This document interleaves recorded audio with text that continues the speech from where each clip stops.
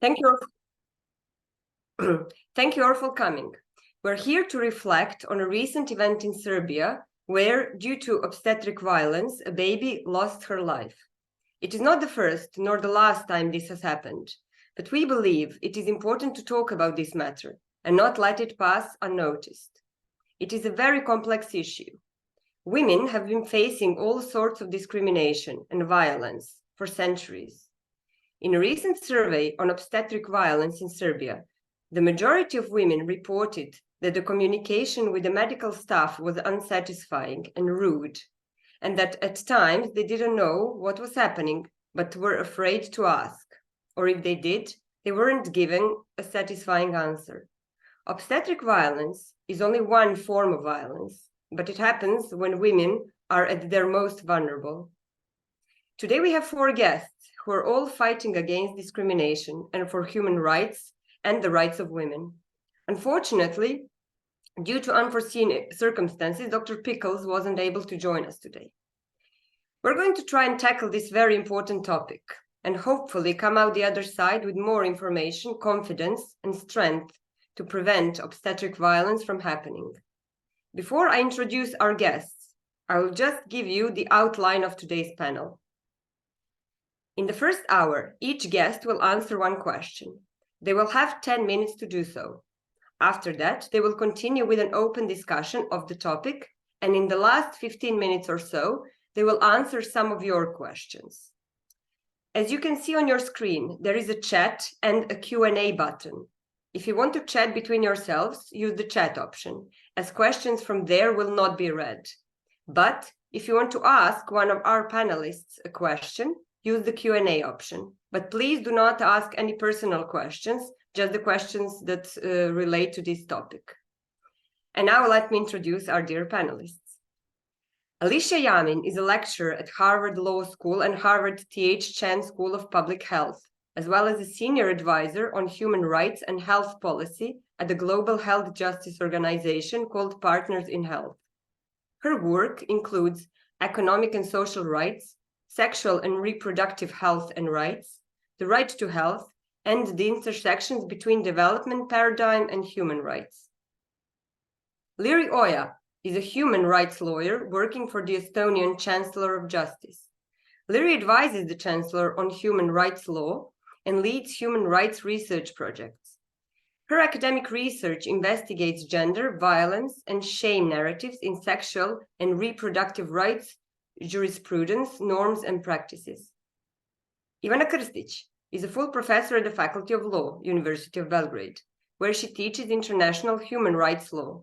She is director of the Institute for Legal and Social Sciences and director of the Human Rights Center at the Law Faculty.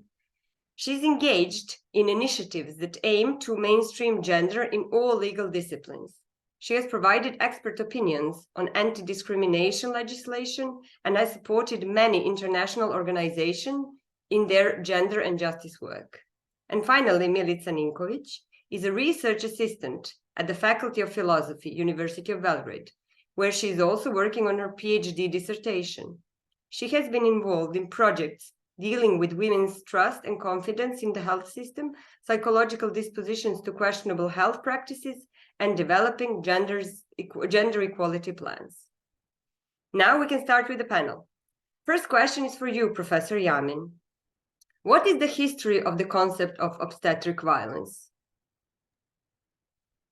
Thank you so much for inviting me to be part of this panel and to contribute to what I think is a really important interdisciplinary conversation. I am going to share my screen because I have a few slides with which to answer that question. Can everybody see that? Okay, so I actually want to go back a little bit, give you some historical context for something that's called disrespect and abuse, which is different from obstetric violence, but really fundamental for us all to understand if we're going to understand what obstetric violence's innovations are. And then talk a little bit about growing jurisprudence and open questions.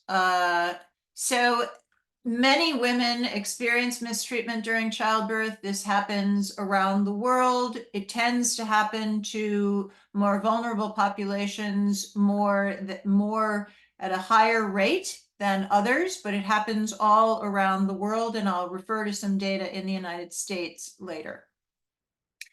So I want to pull us back in time to the Millennium Development Goals. After the 1990s, where we saw a series of kind of trans-sectoral development conferences, including, very importantly, a conference on population and development in 1994 and a conference on women's rights in Beijing in 1995, where the idea of development and progress was conceived of as political change and institutional change and empowering women to be at the center of development, trusting women to be decision makers over their reproductive capacities, not as opposed to imposing demographic imperatives on them, pro-natalist or antinatalist. Then we went through a major shift with the Millennium Development Goals, which were a very top-down, technocratic agenda, in many ways incorporating backlash to the reproductive and sexual rights agenda in Cairo and Beijing. There was not any mention of sexual and reproductive rights, except for this one target on maternal mortality, which was considered to be a real scourge at the time, and indeed it was. I've worked a lot on maternal mortality. So the one goal on anything relating to reproductive health was improving maternal health. And the target was reducing by 3/4 between 1990 and 2015, the maternal mortality rate.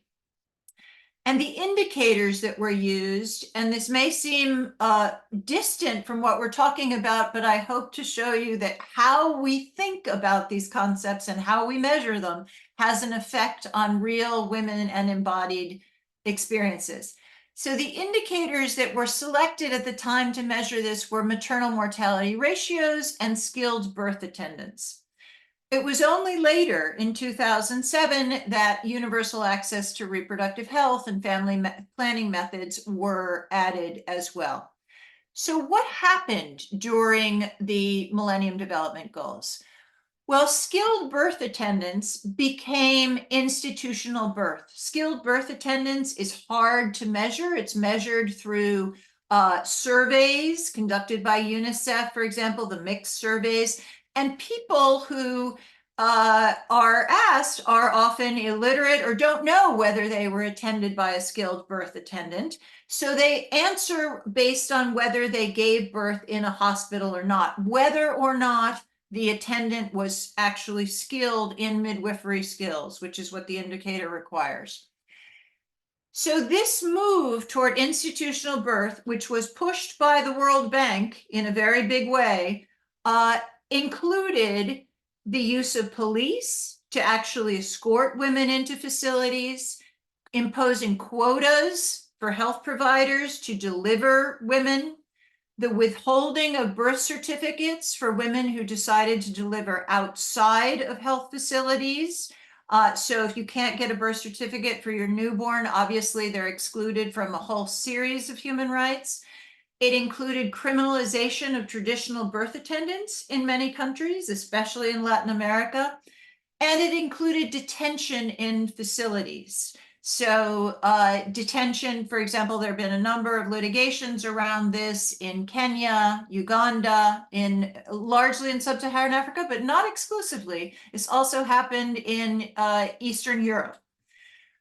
So what do we get from this mix of policies? Massively overcrowded health facilities that are breeding grounds for disrespect and abuse, and not necessarily equipped with the capacity to resolve obstetric emergencies, right? Which was the whole underlying premise of having skilled birth attendants as an indicator. In some cases, pregnant women, because the push toward having women deliver in facilities was not met with commensurate increase in funding and financing from the global community, we see things like this news story in Cameroon starting to pop up, where women are pushed to deliver in facilities, but the facilities themselves don't actually have the resources and don't want the women to deliver in facilities. We also have a lot of punitive approaches to health workers during this time. So in some countries, you see efforts to eliminate user fees in health facilities. So this has been a highly touted case by Chatham House, which has been behind getting more people to deliver in facilities for a very long time. And that you eliminate user fees at the national level is a good thing. But it doesn't mean that that money actually trickles down to the subnational district level or the facility level. So you see in cases that I've worked on in litigation in Uganda, for example, where user fees were eliminated, women were encouraged to give birth in facilities, and yet at the point of service, women are still required to buy their own mama kits or birth kits, right? So there is a mismatch between what we think we're doing in terms of policy and what is actually happening on the ground because of a non-alignment of policies, because of corruption, because of a whole series of things. So there are some issues with disrespect and abuse, which is the concept that is used by the World Health Organization and a lot of other kind of mainstream global health institutions. You see widely varying prevalence rates of disrespect and abuse based on how it is defined, as well as how is it measured. Right? Is it measured by interviews with women who are still in facilities and literally under the control of the health providers about whom they might want to speak negatively? How long do we have to wait before getting a more accurate read on what actually happened? How much do women who have been accustomed to being mistreated their entire lives by systems in society, as well as by men often who control them, undervalue their own experiences of abuse and neglect and mistreatment? All of those are big issues in how we measure disrespect and abuse, and to some extent in how we measure obstetric violence. So moving forward and trying to create a program that makes a difference in this field has some serious measurement issues and methodological issues to deal with. I want to underscore that maternal mistreatment is an enormous problem in the United States and in high-income countries, as well as very low-income countries. The pictures that I showed of sub-Saharan Africa are largely because they are so dependent on aid, like, for example, during the Millennium Development Goals, that those indicators and targets affected their health planning in very acute ways.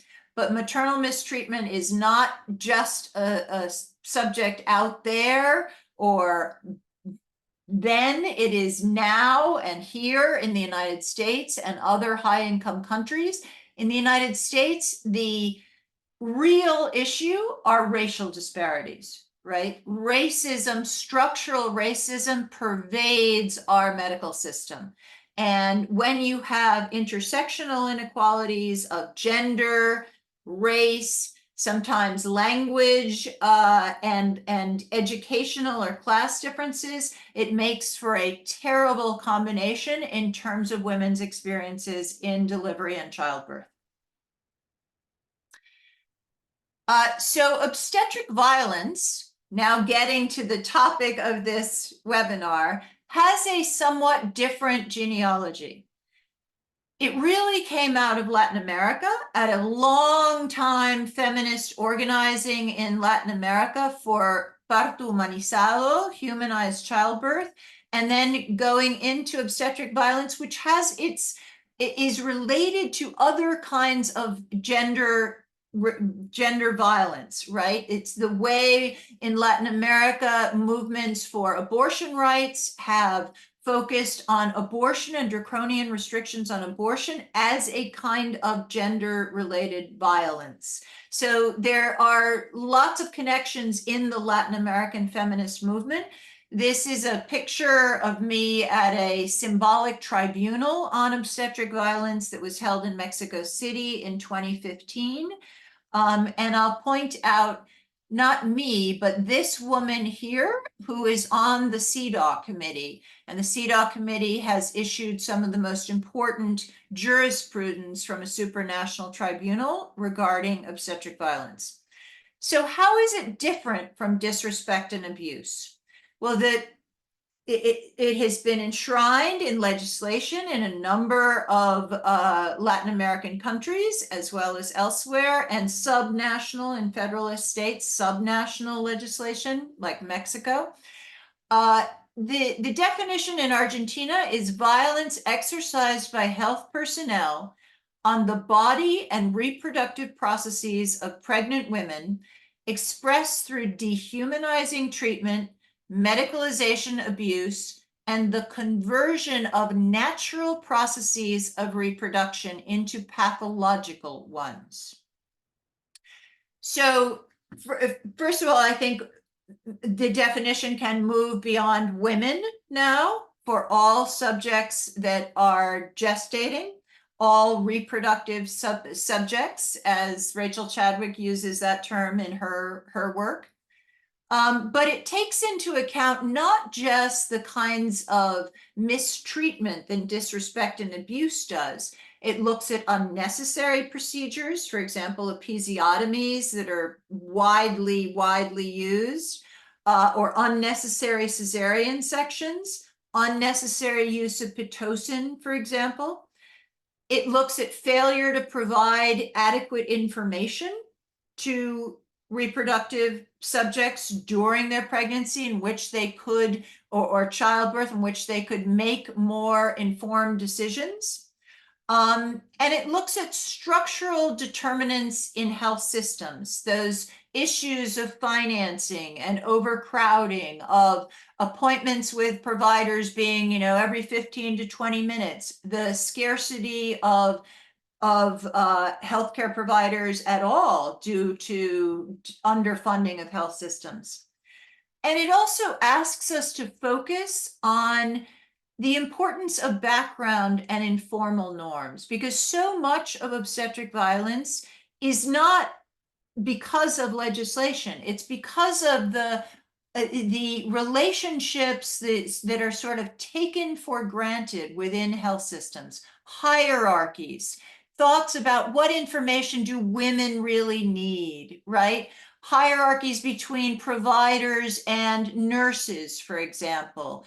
Background norms on that speak to gender stereotypes about what women or what reproductive subjects are really capable of.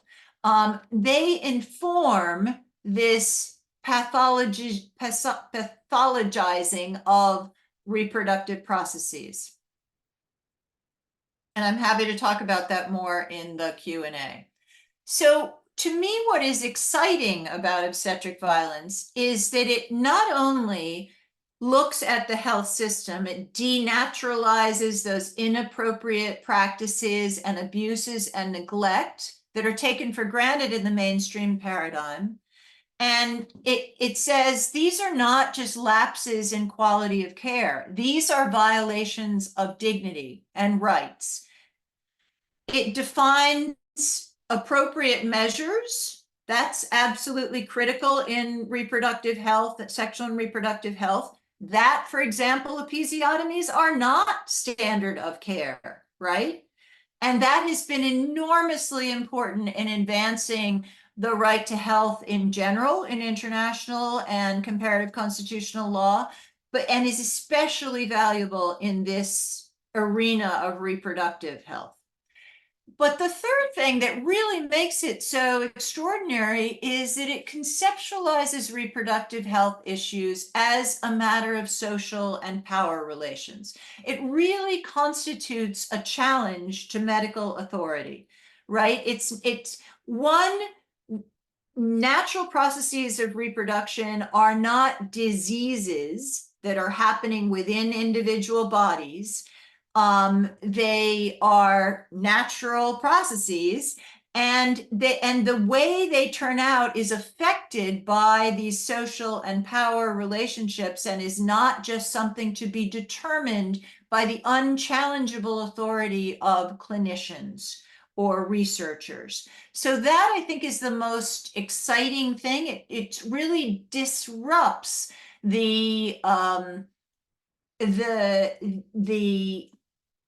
biomedical paradigm of doctors and providers and the medical profession always know best, and women are passive recipients of those services and attention without dignity or agency.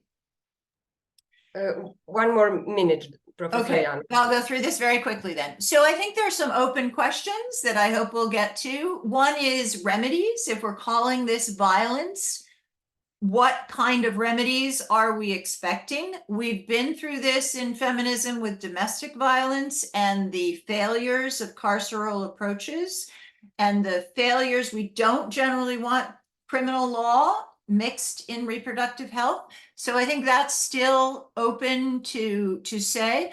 The jurisprudence, I'll go through this quickly. The jurisprudence is quite mixed at the supranational level. CEDAW takes a much more of the kind of perspective that I've taken. The case that was at the Inter-American Court is really about dramatic violence perpetrated against a woman who had a miscarriage and was penalized criminally for trying to kill her fetus. So very, very different things. And I think the jurisprudence needs quite a bit of development at the international level as well as national. And the third thing is that in the right to health generally, we have worked very hard not to develop punitive approaches to frontline health workers, but to look at the entire health system and figure out how to democratize it. So looking at legal and policy frameworks, to national strategies and plans of actions, to how the budget is aligned with those, program implementation, et cetera.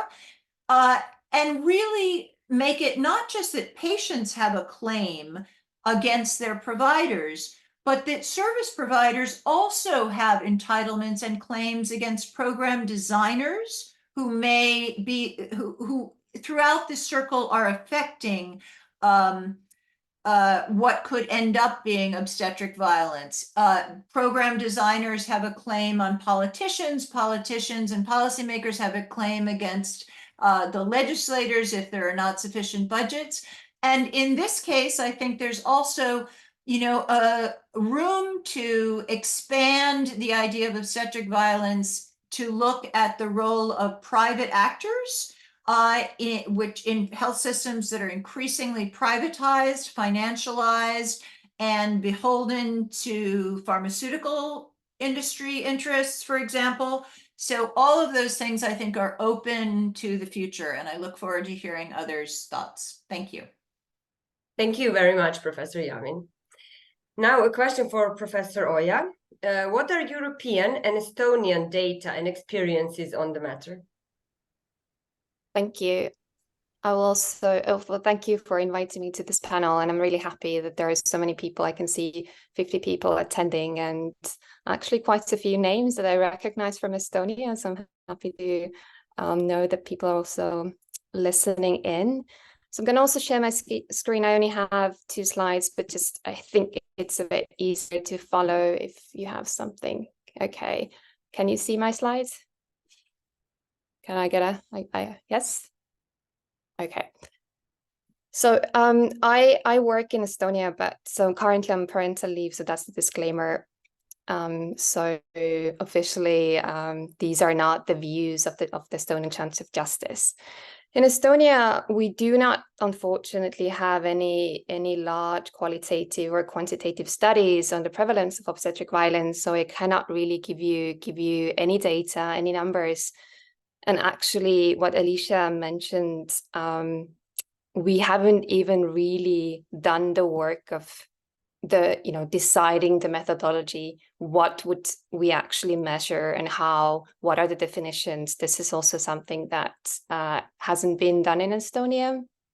I know that there are some university level master's thesis and also undergraduate thesis, but there is no like a large study. So this is definitely something that hopefully will happen in the future. But a few years ago, there was a social campaign by an NGO. It's Mina ka sünnitajana. So if I translate that into English, it's like me too as a person giving birth. It asked people to submit, if they wanted anonymously, their birth stories. And I think they ended up collecting, for Estonia, that's a good number, hundreds of stories. And many of these stories spoke about mistreatment, verbal abuse. Just to give you the context, so obstetric care is very good quality in Estonia. It's modern, it's high level, maternal mortality is very low, almost zero. And the care, whether it's prenatal care during the birth or postnatal care, it's for free for everyone. So even if you're not insured, you don't have health insurance, but you become pregnant and it's established that you're pregnant, you have the access to all of these prenatal screenings. You can give birth at the hospital.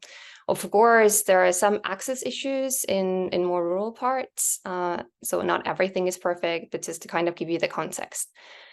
But then at the same time, not just the NGO campaign, but also I've been doing trainings for healthcare professionals, not specifically on obstetric violence, but human rights-based approaches in health. And because my specialty is sexual reproductive rights, I worked with OBGYNs and midwives.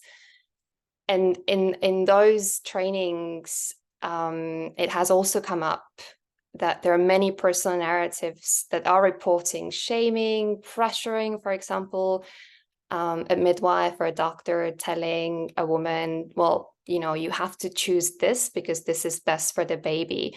Or there is just no communication. Women saying, I did not know what was happening to me, what was done to me, no one told me. Or belittling the experience afterwards. When a woman does understand that not everything was the way it should have been, there is a lot of belittling, but you have a healthy baby now, so why are you complaining? So in the Estonian context, we have many questions to still unpack, and I'm hoping there will be a thorough research initiative doing that. Starting with the methodological question, what is obstetric violence? What does human rights-based care actually look like? And I think one of the very important questions that I've had during my trainings is even some of the healthcare professionals actually do not see that the work that they do is human rights work. So bringing these two worlds together. And also the impact of structural problems, work overload, people not getting, healthcare professionals not getting paid enough.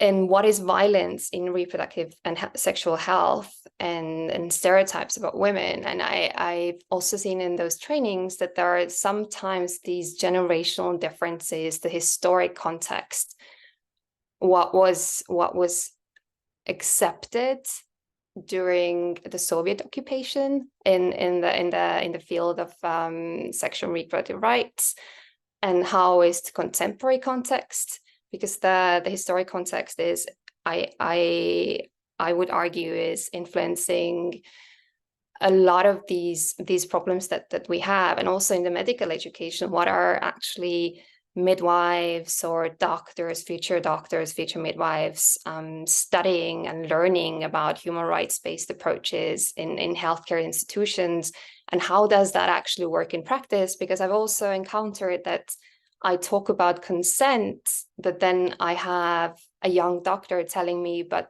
the hospital is giving me 15 minutes or 20 minutes to talk to that patient. So, I cannot do all of what you're asking me to do. So all of these questions. So our work at the Chancellor's office, we do not have a huge focus on obstetric violence or even sexual reproductive rights, but I can give you a few examples, and one of them is actually not on the slide, but Alicia mentioned it. So we have had cases where people, because home birth in Estonia is legal and some people choose that, but there have been cases where after a home birth, a family has not been able to secure a birth certificate. We had a few of those cases at our office. They have been resolved for now, but this is definitely a part of that conversation. But then during COVID-19 pandemic, during the first year, we had many women turning to our office because there were other restrictions as well. People giving birth had to do mandatory testing and wear masks. But one of the issues was also that they were not allowed to bring birth partners, whether it was a husband, a partner, just a family member, even a doula. And of course, it was a very different context. And the conversations are really difficult because from one way we understood the risk, but then also a birth partner, we had to explain to the hospitals, to the Minister of Social Affairs, having a birth partner at one's birth is not just something, about convenience, but it is part of the human rights-based birth experience, positive birth experience. And in some cases, it can also be a question of language. For example, if someone who only speaks Estonian sign language is giving birth, then they might need that a birth partner, family member, doula, who is also translating. In the end, these restrictions were lifted, but we're not always making the link that it might cause obstetric violence, but this is part of that. And another example, our office is also doing inspection visits to prisons, and because we are the monitoring body for the non-degrading treatment and torture prohibition. So from the UN Convention, we focus on also on the human rights of imprisoned people. And one of the things that has come up is that when these are rare cases, we do not have that many cases, but when women who are detained and in prison have gone to hospital to give birth, there have been issues with them being shackled and also having a male guard being present in the delivery room at all times. And we've had the cases from 2016 from one of prisons, and then again, let me just check so I don't tell you the 2022, again, a different prison. And yes, this is not something that is committed by healthcare professionals, but it is in that context. And sometimes these conversations revealed that it's not just the prison institution that is doing this analysis and arriving to the conclusion that we need to shackle a person giving birth, but also sometimes the hospital is also not really pushing against that because of that security analysis. So we have had to explain that, for example, instead of having a male guard present in delivery room, a prison could use the prison nurse, who anyway does a lot of medical work with imprisoned people. And shackles we have argued that should never be used, But if used during transport, there needs to be a very well argued case for that. And it cannot be this blanket argument that, you know, a person is prisoner, so therefore they're dangerous. So that's for Estonia. How much time do I have left? Do I have a few minutes? Maybe 2 or 3 minutes, yeah. Okay, so it's a very busy slide, and I'm not going to go through all of that, but just I thought I will put all of these references on a slide if someone wants to take a photo of this slide. So you have the international references. One of the important reports is the report of the UN Special Rapporteur from 2019, and she was focusing on childbirth and obstetric violence. So that's an important milestone. Alicia already mentioned Inter-American Court and also CEDAW committee. So these are the more recent cases. And I want to, I mean, Alicia kind of already said that, but I want to highlight myself that because I've looked at international jurisprudence in sexual reproductive rights for many years, since my PhD and at the beginning from the beginning of my PhD. And these obstetric violence cases that come from CEDAW committee, for example, we have to understand that there's been a lot of work happening before there needs to be this understanding of gender-based violence being a human rights violation, and how power relations play into childbirth, for example. So this brings me to the European context, and the European Court of Human Rights has not ever referred to obstetric violence in its jurisprudence. It has acknowledged obstetric care and birth being issues of human rights and found rights violations, but it has not adopted the language of the obstetric violence. And I think we will not be seeing that language being adopted too soon. There are these home birth cases that I've marked with that blue little line. And home birth cases are important because we have to think, why are people so, well, let's use the word desperate, but sometimes so adamant to give birth at home? And if we read these facts of these cases, we always see that these people already have experience with the hospital setting, and something has gone really, really wrong there. So home birth cases for obstetric violence jurisprudence are very important. And right now, there might be more, but as far as I know, there are 2 pending cases at the European Court of Human Rights. So we'll be seeing more of the analysis, but I wouldn't have too high hopes for that. I will stop here, and if you have any questions, I'm happy to take them now, or if someone is too shy, you can always send me an email. Thank you. Thank you very much. And yeah, I mean, I hope people will ask questions in Q&A option, and then we will answer them after the first part of the lecture. So now a question for Professor Krstić. What do we know about current conditions in Serbia in regards to obstetric violence?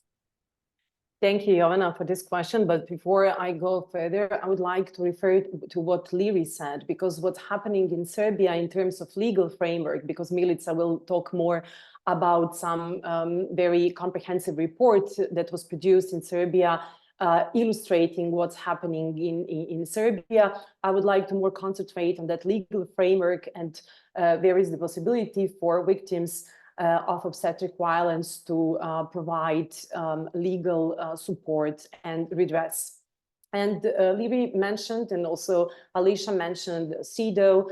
I would also like to mention one report of the UN Special Rapporteur on Violence Against Women, which was produced in 2019, where basically the UN rapporteur said that the root cause of obstetric violence includes labor conditions, resource limitations, and power dynamics in the provider-patient relationship, which are compounded by gender stereotypes. And this is what also Alicia underlined in her presentation. We, as a part of this international regime, but also as part of European regime, and Liiri already mentioned some cases, very limited cases decided by the European Court of Human Rights.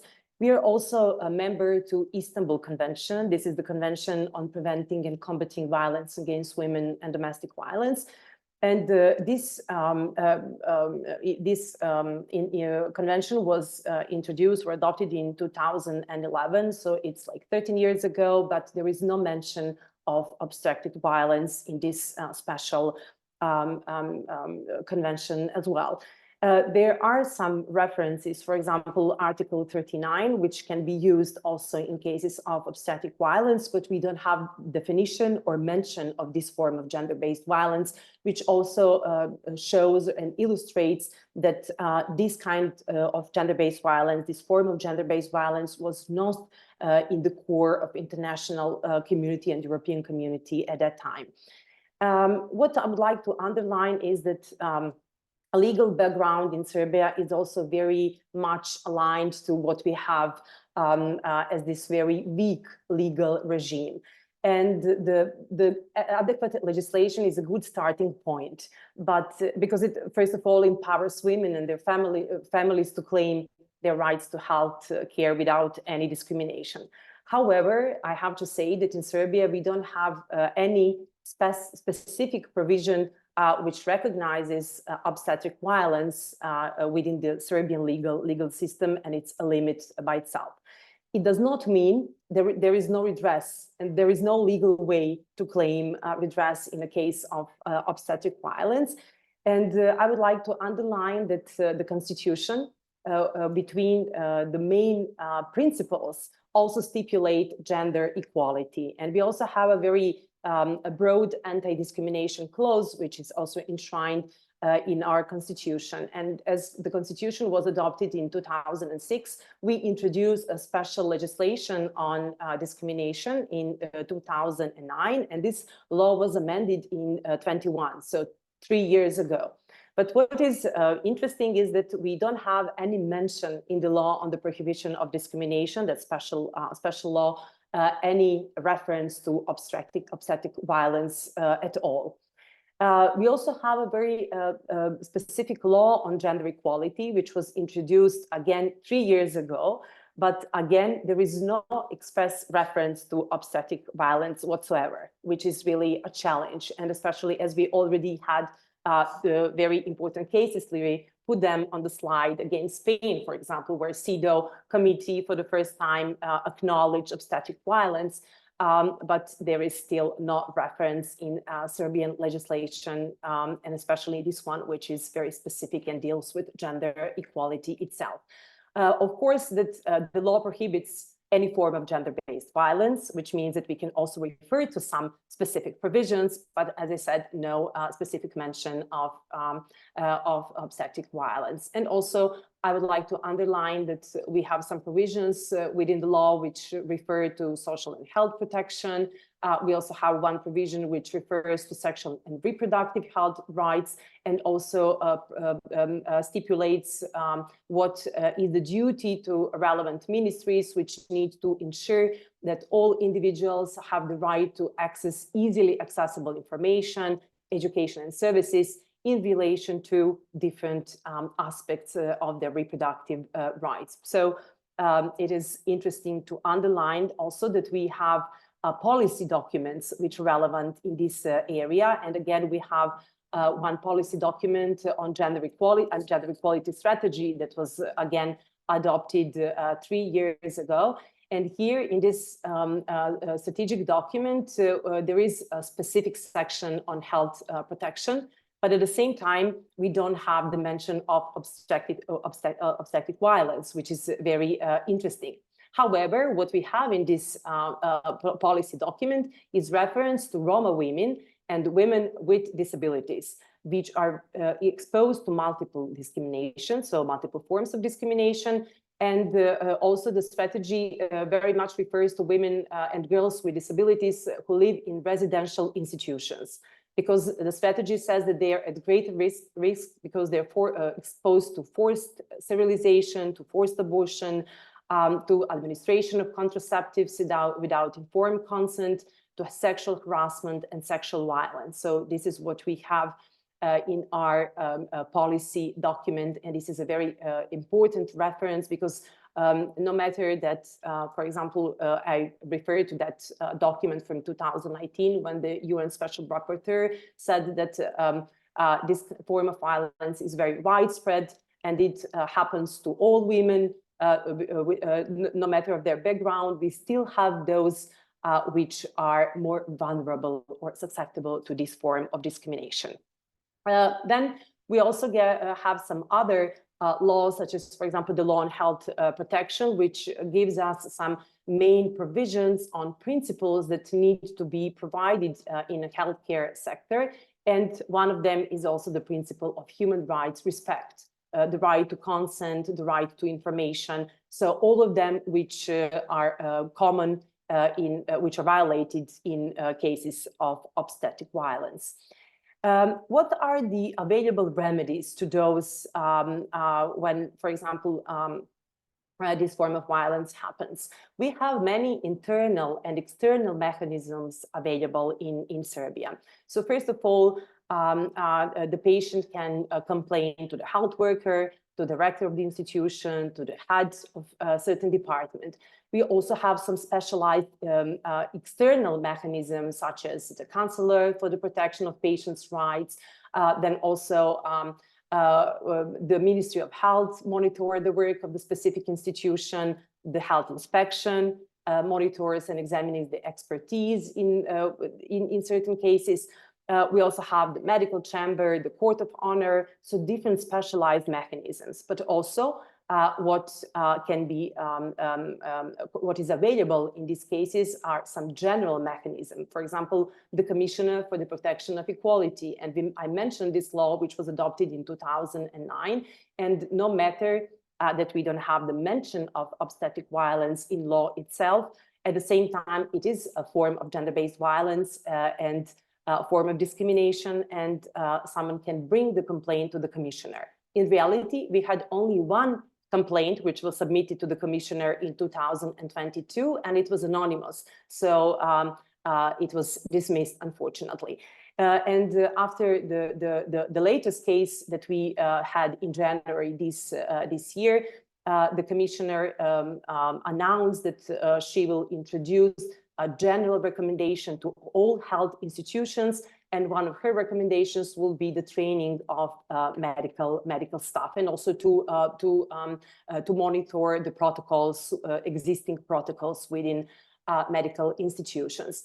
There is also possibility to submit complaint to the ombudsperson, which is another independent institution in Serbia. And of course, there is a possibility to go to mediation or to civil courts to seek monetary compensation, and of course to criminal procedure, to initiate criminal procedure for different acts. But again, in our criminal act, we don't have a specific act which refers to obstetric violence, and there are some limitations to it. So what we can conclude from available data, and I have to say that in terms of legal remedies, we don't have many data, and I think that data is really relevant in this area in order to provide more information on not only in existing remedies, but what's happening in practice, and why women decide to not to report the case to all these mechanisms, which are so much widespread in Serbia.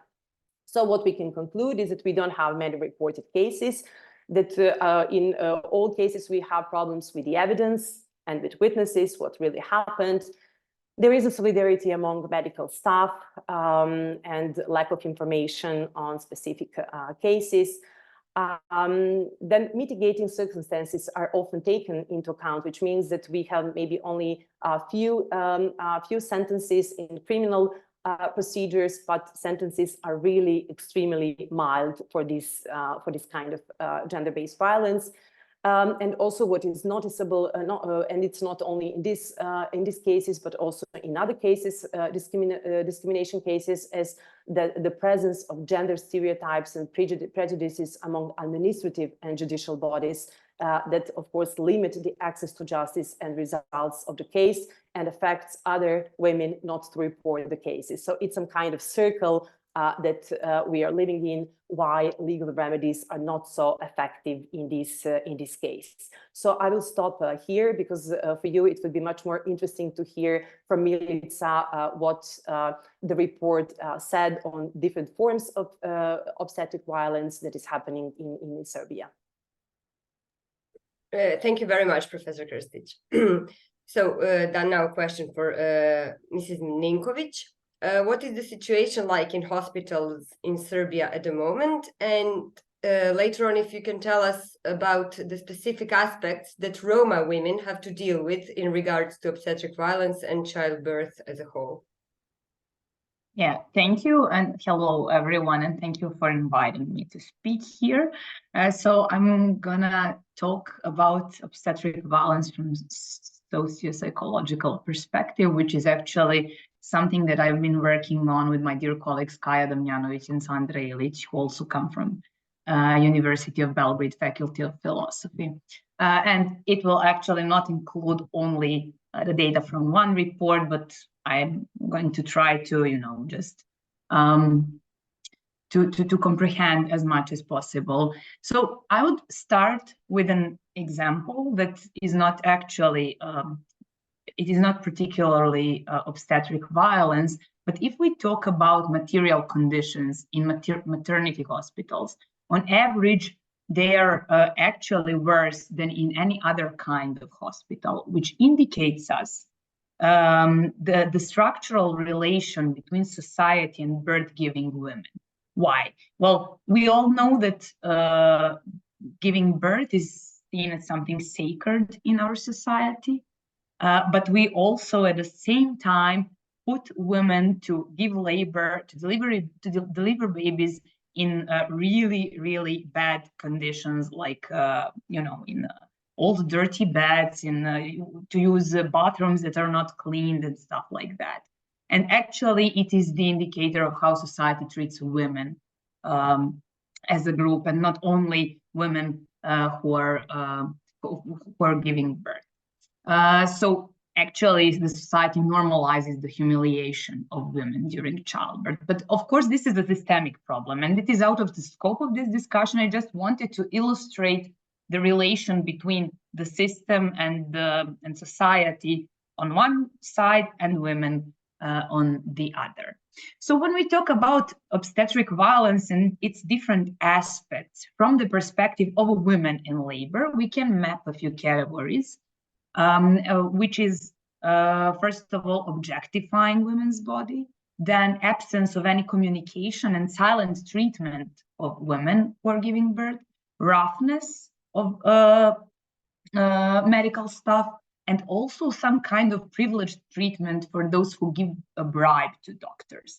And these first three categories, so objectifying women's body, absence of communication, and roughness, they actually imply that the women are expected to be passive, although their involvement is necessary for the labor to be effective and less painful and safe and stuff like that. So here we have a kind of paradoxical expectation where on one hand, we want women to, medical staff wants women to be involved because it is necessary for the childbirth to be safe and effective, but also not to ask questions, not to be loud, not to express their emotions and stuff like that. So actually, they are passivizing women in some way. And where is this paradox stem from? So it is actually the consequence of the complex interplay of a variety of factors. First one is a lack of resources in the healthcare system. So our healthcare system is understaffed, staff is underpaid, they're in burnout. But of course, we have to address this, but it is not something where we can intervene like psychologically or socially. So it is the question of system and financing and stuff like that. But the other factors are also important. So first of all, it is patriarchal representation of women.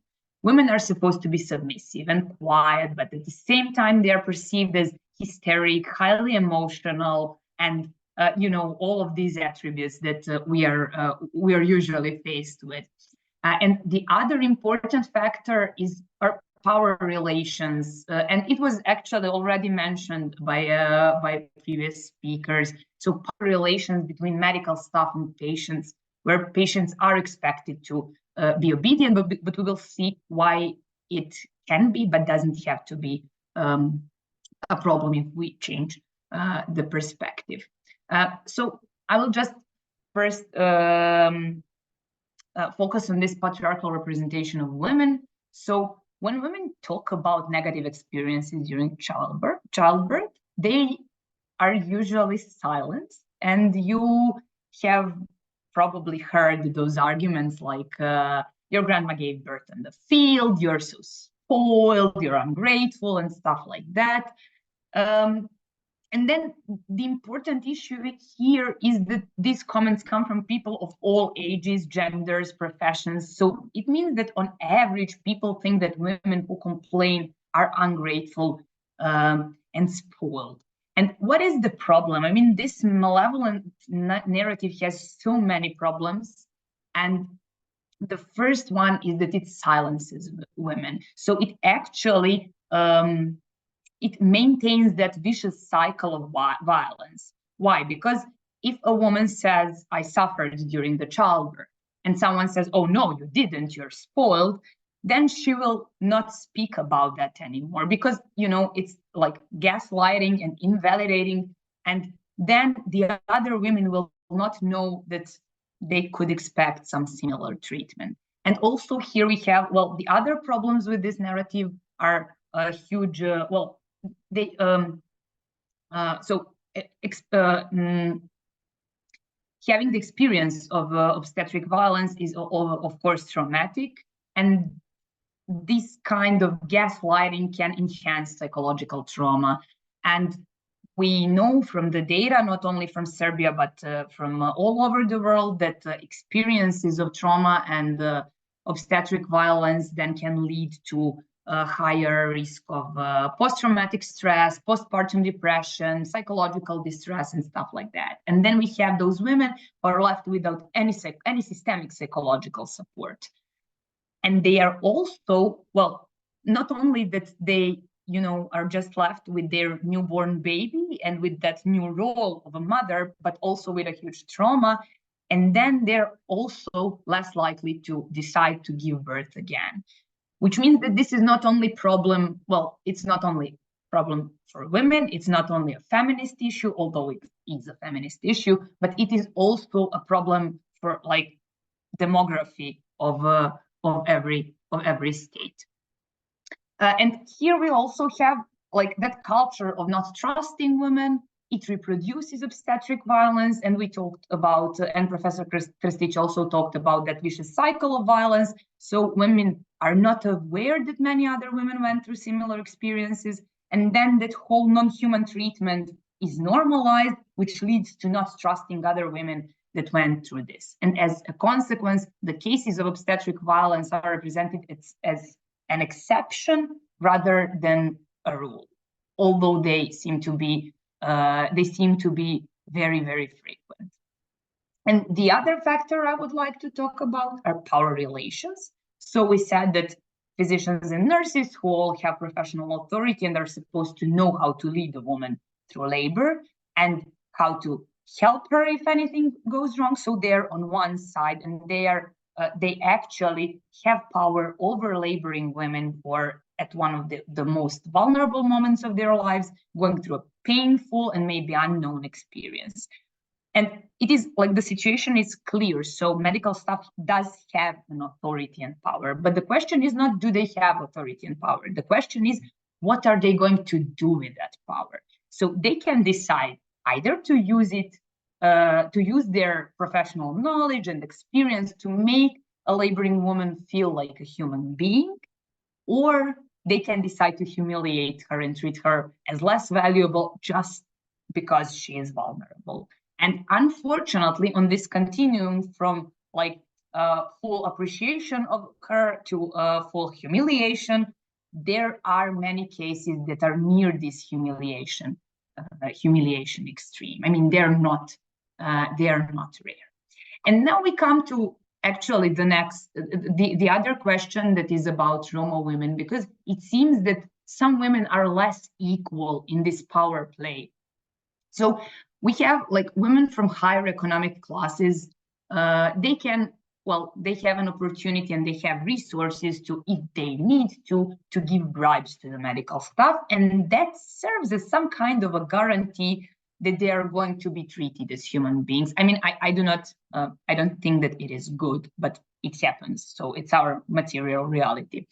They also have an opportunity to give birth in private hospitals that are usually less understaffed and usually offer better conditions, which means that unprivileged women from lower economic classes, women from minority groups are at higher risk of experiencing obstetric violence. And this is especially true for Roma women, because when the widespread misogyny and class differences meet systemic racism, then it is like, I mean, they're so unpowerful and so vulnerable that people think that they can do anything to them. And I mean, just to put it in the context, Roma minority is the largest ethnic minority in Serbia, but also the most discriminated against, and they face systemic discrimination. So they usually, I mean, there are huge problems because system does not recognize them. And I mean, this is out of scope of this discussion, but I just wanted to put it into perspective. So the lack of privileges increases this power gap that I was talking to between Roma women on one side and medical staff on the other, and then this systemic racism just boosts that power gap. And as a result, Roma women are often dehumanized and treated without any hint of dignity. So they are less likely to be trusted, their experiences are less valued, they are also less likely to be informed about the procedures that are carried out on them. And as a consequence, they are at higher risk of long-lasting physical and psychological consequences of obstetric violence that are also unlikely to be treated because seeking for psychological support is stigmatized, and also there is not free of charge mental health services are not so widespread. So I mean, they cannot always ask for help. And I would like just one more minute. Sorry, Ms. Ninković, yeah, one more minute. Perfect. I just need a minute. So I would just like to conclude with what is it that we can do to change? So systemic changes that require material resources and the willingness of the authorities. I mean, they are huge and we cannot change them overnight. And it is something that is, of course, much bigger than this. But there are smaller things that are inexpensive and that can at least help lower the incidence of obstetric violence. So first of all, only following the guidelines by the World Health Organization about childbirth should lower the incidence of unnecessary interventions such as episiotomy that can hurt a laboring woman. Second, treating a laboring woman as a human being that has a right to have normal reactions to pain instead of mocking her and shouting at her is something that should be a rule and not an exception. And also as a society, we should listen to women's voices and trust them and motivate them to talk about their experiences. And finally, physicians and nurses have not only the responsibility, but also power to change the current situation by giving the laboring women some agency. And this is actually, so they can give them voices, they can let them be active participants of their labor. And this is how maybe this vicious cycle of obstetric violence reproduction can be broken. Thank you. Thank you very much. Thank you all for answering the questions in detail. You gave us a lot to think about. Now we can start the open discussion. In order to start solving the problem of obstetric violence, it is necessary to get familiarized with some guidelines and understand how some other countries are trying to deal with it. So could you, maybe Professor Yamin and Professor Oya, could you give us some examples of good practices and tell us what could be done on a practical level in terms of laws, professional association rules, patient protections, etc., that Serbia could or should implement? And then also Professor Krstić and Mrs. Ninković could also contribute and say what maybe they think could be done on a practical level here. Ali, do you want to go first? I was just going to ask you the same thing. So I think there are clearly good examples of adopting legislation, right?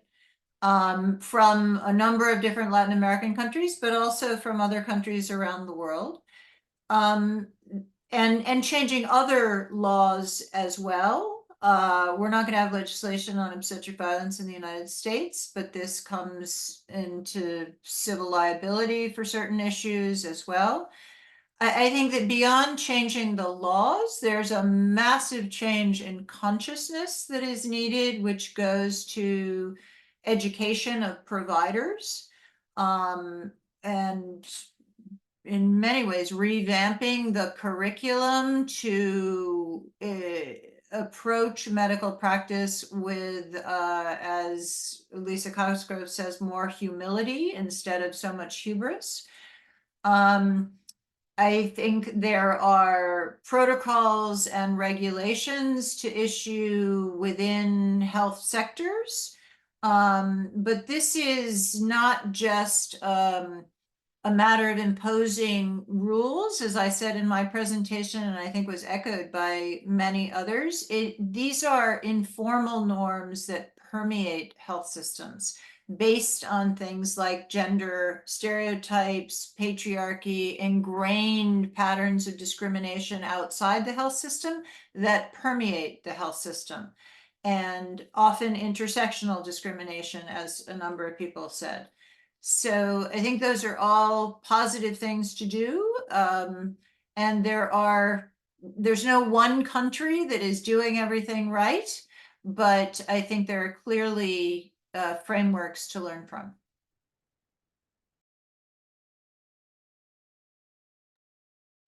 So I'm going to say something. I mean, it's really like obvious that every country is different. So I mean, in the Estonian case, I would start from having that missing research. So really looking at what types of obstetric violence people are experiencing, because that also, the Estonian context, I'm gonna assume based on what I've seen that we wouldn't have these very, very severe cases of physical abuse.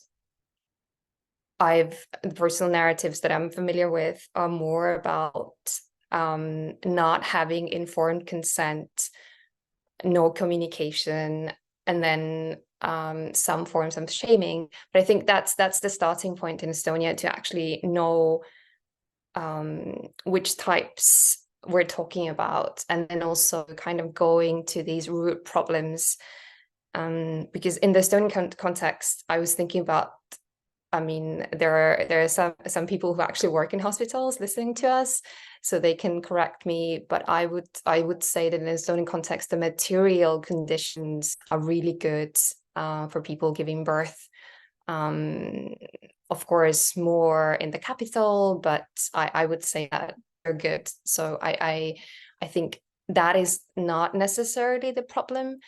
And about power, I think one of the issues that I've seen is that exactly sometimes healthcare professionals, they don't see that the work that they're doing is so important, that they have that power, and thus they also have the responsibility. But then it's not just about these individuals, because you can be that midwife who is very aware of human rights and how to put consent into practice and all of that.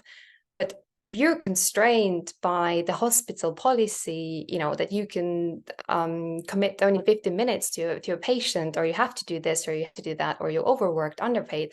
Then these structural issues are going to get to you, even if you are someone who is aware of what is obstetric violence and is doing the best that they can. And I think for Estonia, I mean, I have done like a thorough legal analysis, but I would say that it's not the issue of missing norms, but it's really these everyday practices. But maybe after doing, because I think also the way Estonian legal system works, you can really use the international norms and the constitution, and you can construct all of these obligations also already using the existing norms. So I'm not thoroughly convinced that there needs to be a legal definition saying what is obstetric violence and what is not. And I think one good example that Estonia has for ourselves is how we have really come a long way with gender-based violence, domestic violence. It's such a difference how it's talked about and how it's treated. If we compare 5 years ago, 10 years ago, where it used to be very much of this, oh, it's a private issue, you know, we're not even going to like deal with that, and you know, this is how it is, and all of that. And there's been a lot of work in gender-based violence and intimate relationship violence, domestic violence, whichever term we want to use. And I think it's the same thing with obstetric violence, that there needs to be a lot of this awareness raising and trainings, and then discussion, and then kind of this very open discussion where also healthcare professionals, exactly, they have that safe space to have those self-reflections and with the help of other specialists. So I cannot really give you this magic solution, but I think every country needs to do that work and then, you know, see what is missing in that scheme. Thank you.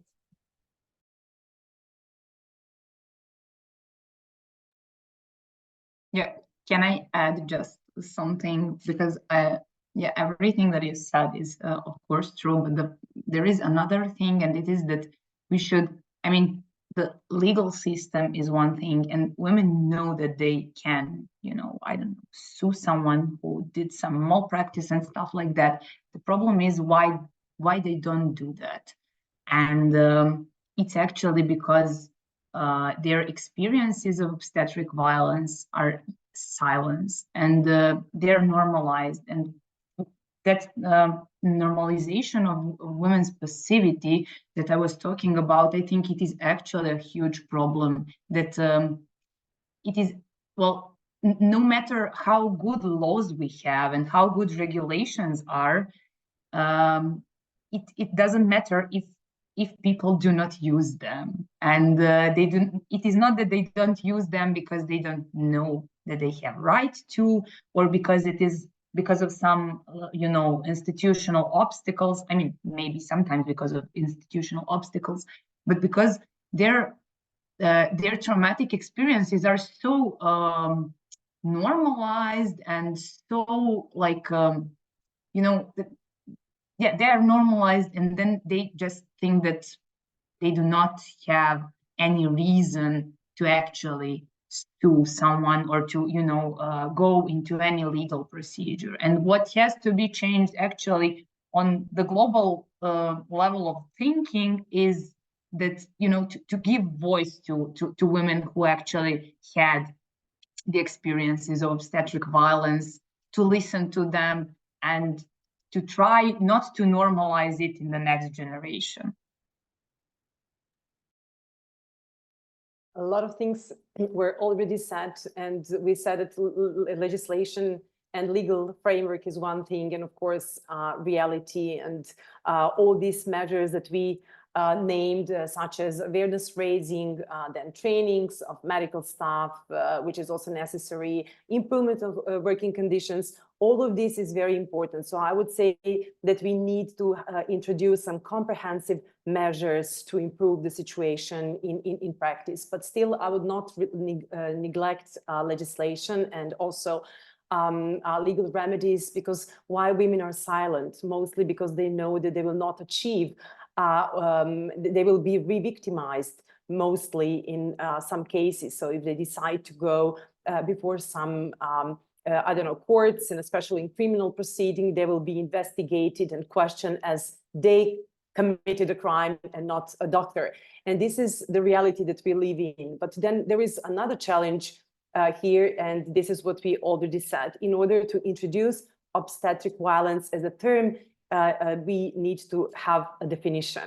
And we here named different forms which can be understood as obstetric violence, but at the same time, there is a lack of definition in international arena. And we see that legislation in some countries introduce this term, but in Europe, according to my knowledge and my research, there is no country which already introduced this term. So we really need to go from the definition in order to tackle this issue. And if law fails to reflect women's experiences and its limitations in the context of gender-based violence, then we will have impunity, the limit to access to justice, and we will not have responsibility of those who should be responsible for these crimes. So in a way, it's really important that we have comprehensive measures, and for that, we really need disaggregated data. Data are important from the perspective to be aware of different forms of violence which is happening, but at the same time also this intersectionality approach requires to see within women's groups who is more susceptible to this form of violation. So yeah, it's a very hard, but it's a good start, because in Serbia, since we had some reports and more and more reports are coming, but every time when there is a possibility for women to report to some, let's say, independent investigator, they will report many cases that they went through. So in a way, it's really important that after this case that we had in January this year, many women appeared and they were empowered to say that they were also exposed to different forms of violence and mistreatment, and it's a good starting point. But if we do not have a Ministry of Health who is aware of the problem and also in a way ready to further investigate the case and to also change the protocols or to monitor the protocols and hospitals, then we will not achieve much. So in a way, a lot of things are connected here.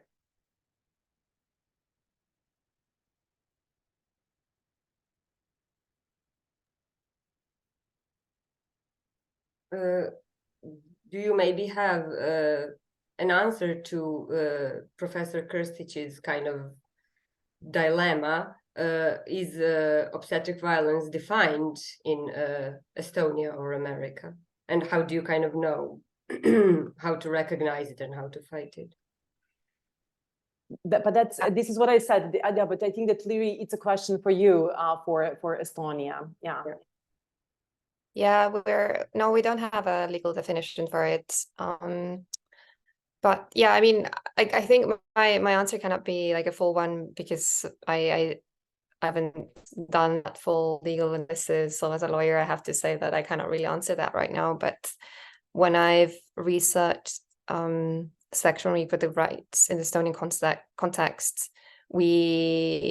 many of these violations that can happen with sexual and reproductive rights, we don't have those specifically spelled out in laws, but with this we have constitutional rights, non-discrimination, right to bodily autonomy, prohibition of degrading treatment, gender equality. So I think the same with for example, having access to safe abortion, it's well, we have an abortion law, but it doesn't, even if we didn't have that, I would argue that the legal obligation is there through this core human rights. But I think it's also a matter of, it's a matter of choice. And I think there's no right or wrong answer. We can argue that, you know, if you put the obstetric violence definition in law, that you will get some results, but it only goes this far. You will still need other things as well. So when it comes to gender-based violence, for Estonia, what made the difference was the Istanbul Convention, because that forced Estonia to amend the penal code and also like to actually put domestic violence in the penal code. So, you know, sometimes that is necessary especially for judges who are not so keen on doing that kind of analysis, or prosecutors. So I think this still needs analysis, I think, but I wouldn't say that it needs to be one or the other. I think, you know, it depends on the situation. But yes, we do not have a definition for obstetric violence, and I think you're right saying that there is no European country that has put obstetric violence in a law with an actual definition. I don't think so.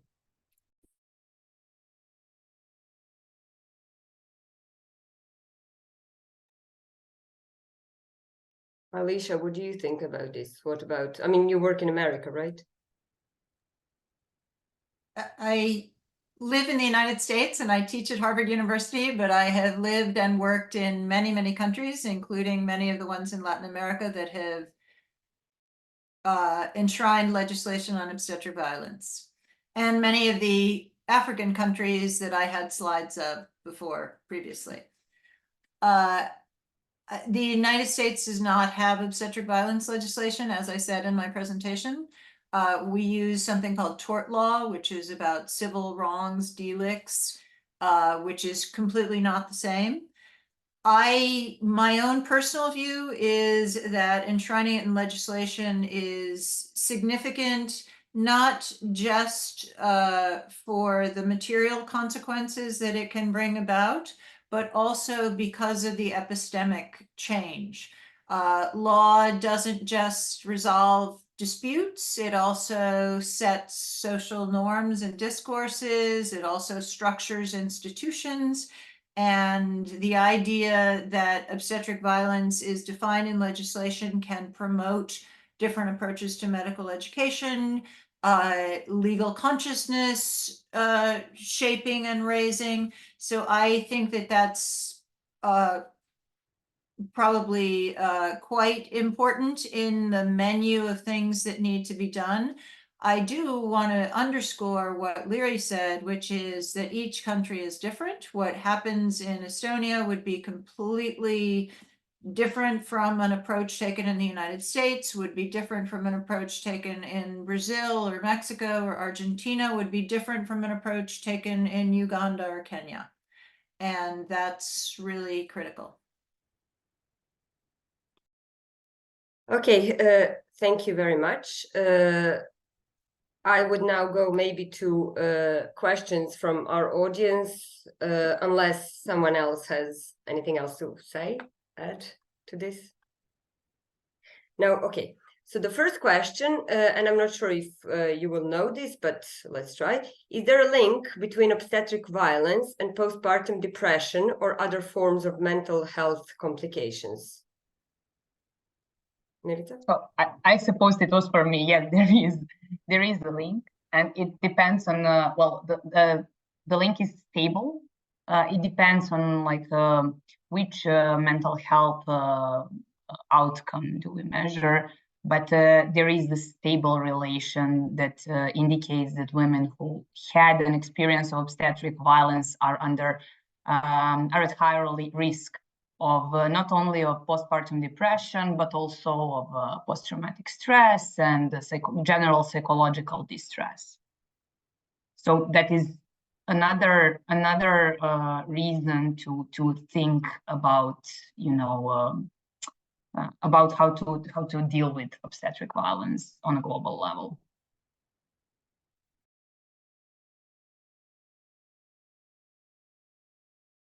Sorry. Okay, we have another question. What about ethical issues? How to normalize ethics among professionals?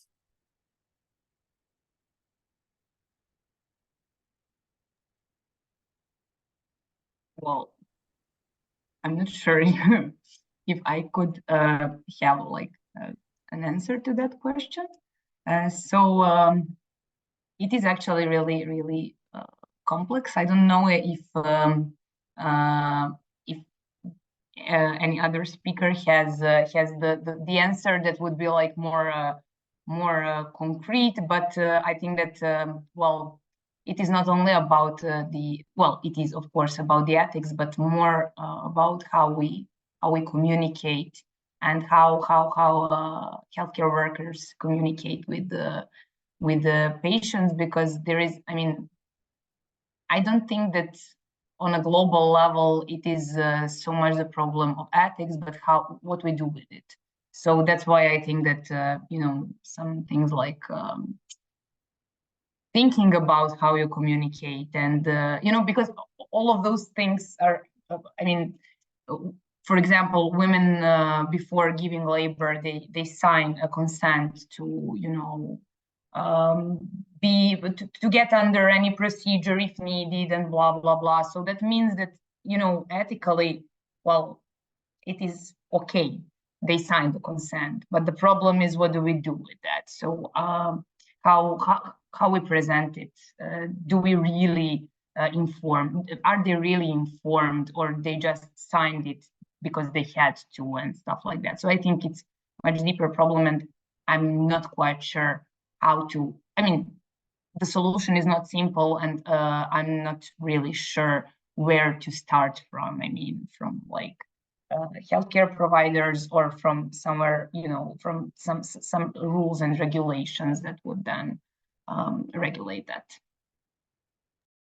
If I can add something, Milica, your point, because you're a psychologist, is very important in relation to ethical codes, but we know that each profession has its own codes. So I would say that in order to normalize it, first of all, we have to impose disciplinary measures to those who are breaking ethical codes, because within medical staff and also within the legal profession, we see that those disciplinary sanctions are very rare.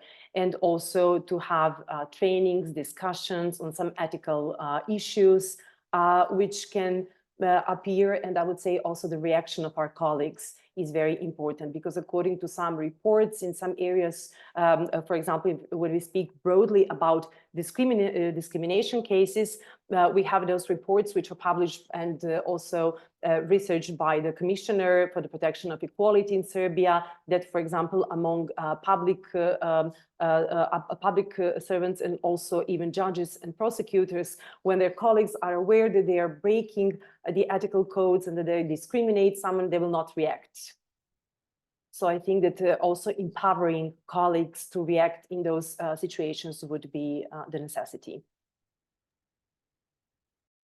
Can I just add? Oh, sorry. Go ahead, Liiri. So I was going to say that I mean, the consent is a good example again, because I think the problem sometimes with this, like, informed consent, I mean, we have that as well, but what happens is that exactly, a patient is signing a paper and, you know, is being even informed in that moment, but consent in human rights does not mean that you, after you have signed a paper, your consent does not need to be asked again. So I see consent more as a process. So when I talk about consent in human rights with midwives or gynecologists, it needs to be constant. So it's not like someone signs a paper, you're done with that, you're done with consent, you're done with human rights. So I think it goes back to the ethics thing. If it's just somewhere there is this document that has those guidelines or ethical guidelines, that's, you know, it can be a tool, but it's not enough. Like, it needs to be part of every decision, every act. So and I think this is a question also for healthcare professionals, like, how do they actually put those ethical guidelines in practice? And if they don't, why not? So I'll just tagging onto what Liiri said and then going back to the bigger question. Looking at comparative examples, what Liiri said about consent and international human rights law is exactly right. I mean, there's jurisprudence from the Inter-American Court on Human Rights and IC versus Bolivia about active information. So making consent more of a process and not waiting for the woman to need to ask, well, what am I signing? What does this mean? What are the risks? But actively providing information that has been reiterated, or in fact may have come from the Colombian Constitutional Court in jurisprudence on the health system. It's in guidelines and protocols in Argentina, legislation and protocols. So we can learn things. This is not we don't need to reinvent the wheel with obstetric violence. The same issues about changing consciousness and changing providers' behaviors have come up in many, many issues in reproductive justice before. I have given many talks and workshops for congresses of obstetrics and gynecologists in a variety of different countries. It's a tough sell. They don't internally understand that what they're doing can be considered violence. But nonetheless, I think we really have to refrain from thinking we're reinventing the wheel, because we have experience in maternal health, in abortion work, in other kinds of gender-based violence to do this, right? It's not legal or this, it's both and. So we can call you then to give us lectures on this, Alicia. There is a question for you. Can Alicia speak of the success or not of the legislations introduced in Latin America, obstetrician legislations? So I think it's had mixed results, frankly. And legislation doesn't operate in a vacuum. It doesn't enforce itself. So it depends upon a whole configuration of different actors. There has certainly been pushback from organized obstetricians and gynecologists. And in fact, in Europe, in Spain, where the CEDAW cases have happened, in Italy, there has been significant reaction from the medical profession to feeling like they're being punished or criminalized. And I think that's something we need to take seriously, not just say, oh, well, you know, whatever. And it's actually quite similar to efforts, since we have some psychiatrists and psychologists, to the reaction to the psychiatric survivors movement, where psychiatrists and mental health professionals feel like they are being attacked and criminalized, whereas there are structural problems and not individual behavioral problems. It's complicated. Each context is different. But you know, I do think we need to be aware that there is this pushback. There are many committed feminists who actually prefer the paradigm of disrespect and abuse to obstetric violence because it yields this pushback. So I think on balance, my own position is that the epistemic shift is absolutely fundamental. And is worth the others, but the way in which obstetric violence advocacy is done needs to be quite nuanced, so that we're not taking a punitive approach to individual providers, which has not worked in reproductive health in other arenas. Okay, and there is one more question that kind of leans on what you just said, so maybe somebody else can give their own opinion. Physicians and obstetricians are often in a defensive stance when systemic criticism is awarded. Often the answer is not all of us. And they often mention the hard decisions they have to make in short time. Is it possible to make partners with obstetricians, gynecologists, or in any systemic change, or is any systemic change necessarily painful? Yeah, I can answer that. The short answer is it is possible. It is possible. It can be difficult, but to be honest, talking about gender-based violence issues with judges or even attorneys working in law firms can be tough for another lawyer. So, the tough audience thing, this is not something to be too scared of. And from Estonian experience, there are always people, healthcare professionals who agree with what you're saying, so they can become your first partners, and then you move from there. And I think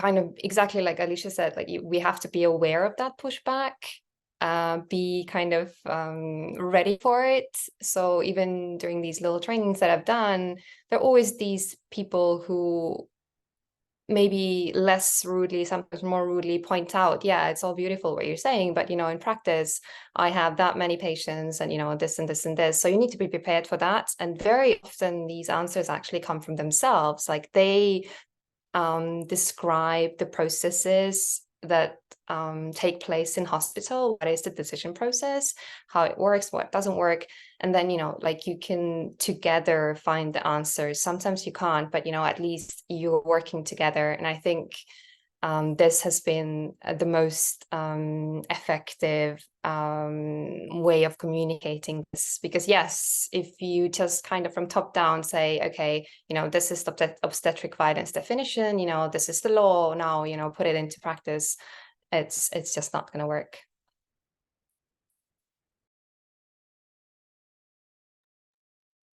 Okay. May I add something? Yeah, Sorry. absolutely. Yeah, it is definitely that defensive point of view that comes from healthcare workers who say not all of us. I would just like to illustrate it, and then we can maybe discuss it a little bit. When there was this last case of obstetric violence in Serbia, like this January, there were many obstetricians and gynecologists who actually spoke about that loudly, and who were talking about making that it is necessary to be partner with the woman who is giving birth, and that they practice that. And they were, I would say, brave enough not to say not all of us, but to say yes, some of us do that and it is wrong. So it means that they already, well, some, and it is probably the majority actually, they were just quiet, but many of them actually have that attitude that kind of partnership during the childbirth is essential for the procedure to go, right and safely and stuff like that. And then the problem are not those people. The problem are those who actually use and abuse their power position. And it is not, I mean, when we talk about this, it is not that we are criticizing everyone from the healthcare system, all of the physicians and nurses and midwives. No, it's just important to know that many of them are aware that partnership relation is actually needed, but we have to focus on those who are not aware of that, and who actually, well, they might not do it on purpose, they probably do it accidentally, but they abuse their power. And then we need mechanisms to prevent them from abusing their power, because you cannot expect a vulnerable woman who is like laying and giving birth to, rethink the power relations in our society.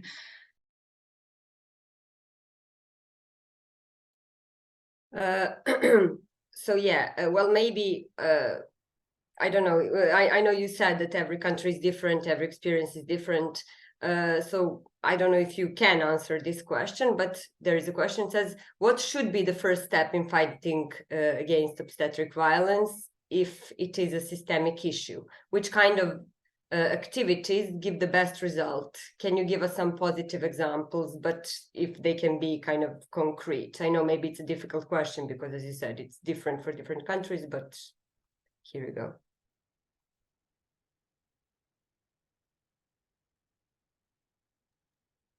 Who is that question for? Well, I suspect maybe Dr. Liiri and Dr. Alicia, given its, positive practice from, I guess, abroad.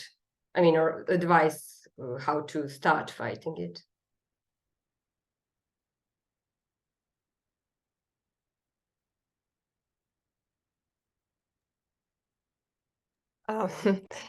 Yeah, I mean, I said before in the Estonian context, it would be actually having that data research. That's also my academic background talking, but obviously there can be different activities at the same time. So awareness raising, the legal analysis, whether norm reform is needed. So one doesn't need to necessarily wait, but yeah, I think data and research is what would be needed in Estonia.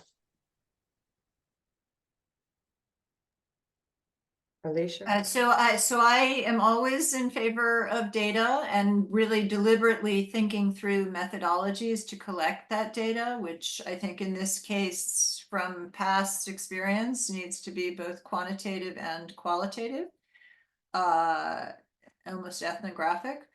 But I also feel like, I mean, I said both and, like, I think legal and policy change is necessary. I think educational change is necessary. I do want to say one thing because I think we are actually still talking about, and it's unfortunate that Dr.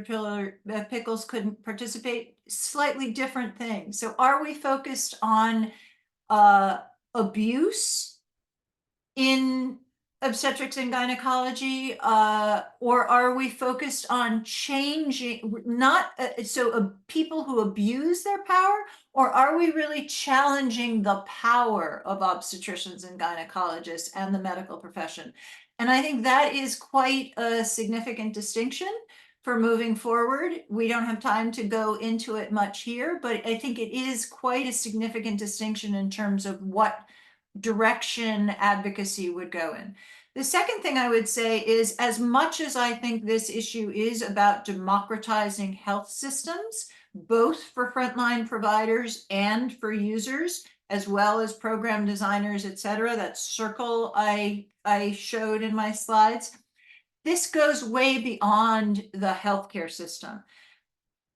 Providers inhale misogyny and patriarchy in their educations because that's part of our overall societies and the patterns of discrimination and disadvantage that women and and trans men face all the time.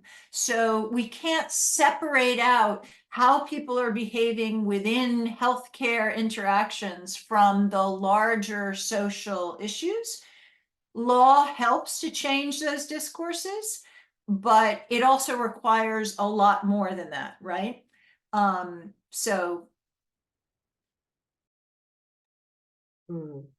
Thank you. Now, I think this would be a question for Professor Krstić. How can the institution of the Ombudsman help combat the rise of obstetric violence in Serbia? Yeah, thank you, Jovana. I'm always in favor of submitting complaint to the Commission for the Protection of Equality, because I believe that this is the form of discrimination. But also, ombudsperson can monitor public institutions. And for example, in January, when we had this case which appeared, then the ombudsperson also invited women who believes to be victims of obstetric violence in the past 6 months to report the case. So the ombudsperson can monitor and issue recommendations, and also for women who are in institutions. And Liiri mentioned, for example, detained women, but we also have women in psychiatric institutions, in some social care institutions. So what ombudsperson can do, also monitor that closed institutions and see what's going on, because one of the forms which appears in practice also can be ill treatment or even torture.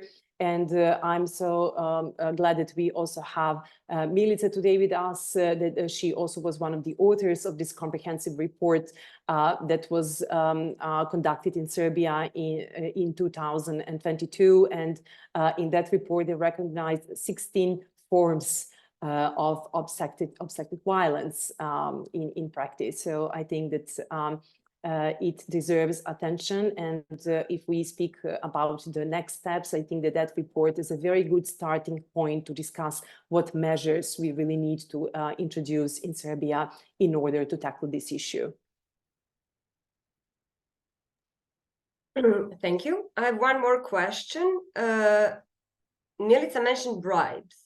I'm interested in how much corruption has to do with cases of obstetric violence, especially when it comes to medical providers who are careless because they feel that they are protected by their powerful, maybe political acquaintances, or even the legal system, especially in Serbia. But maybe this question can also be for Professor Yamin, given she worked in Latin America, Africa, I suspect. Maybe these things happen there as well.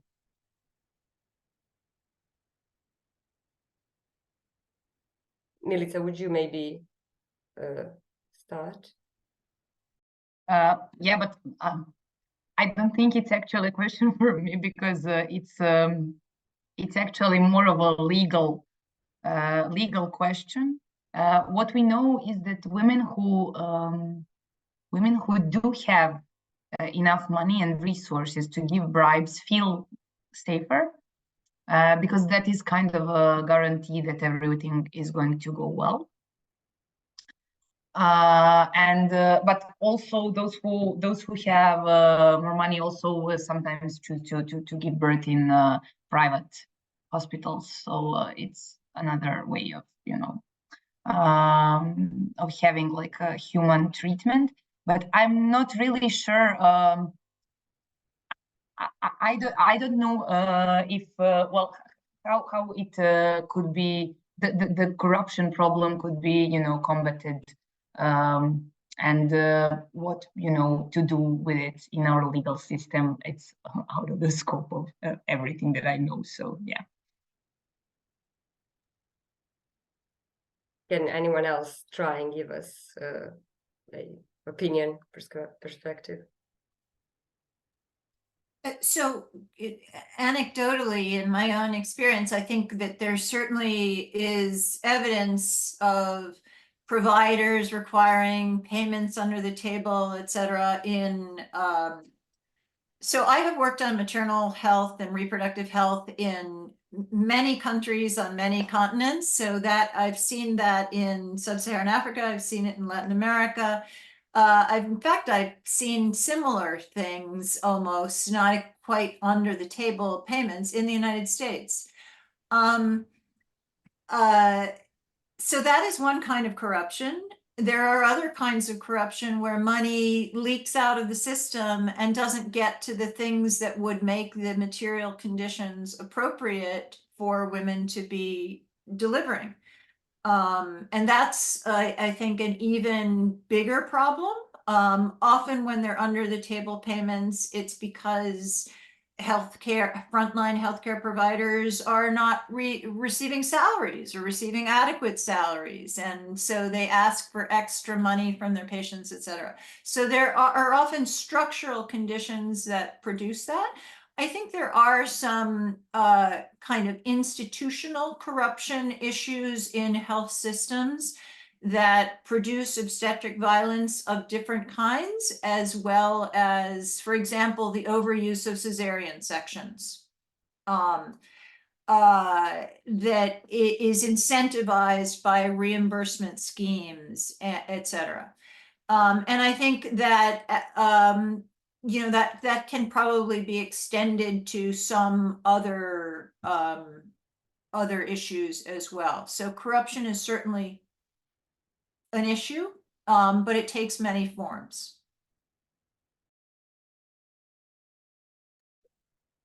Okay, thank you very much. Does anyone else have anything else to add?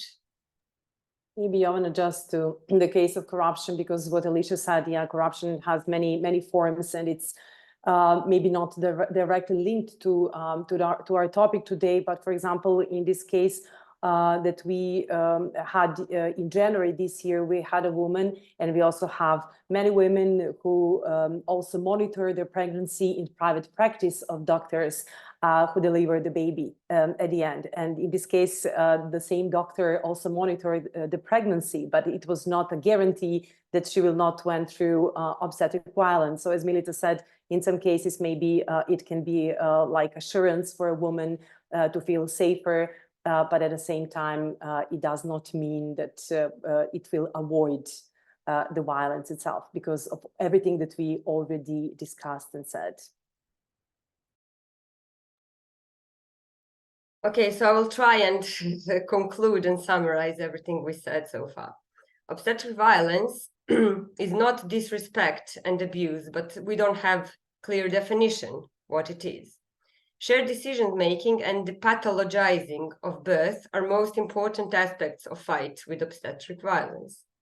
Serbia has no mention of obstetric violence in the law. There are many different ways to legally react, but legal remedies are not very effective at the moment. Material conditions in hospitals for delivery are very, very poor, which probably reflects the attitude towards women, as we said.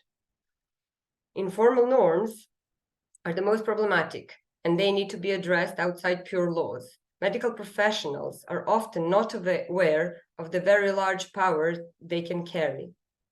And even when they are aware of structural aspects like length of control, they are preventing them in implementing the practice, implementing these things in practice.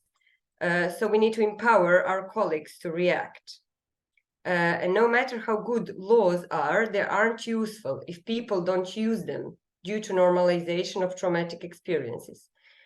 Women are often re-victimized, investigated, and questioned as if they have committed a crime rather than, faced one.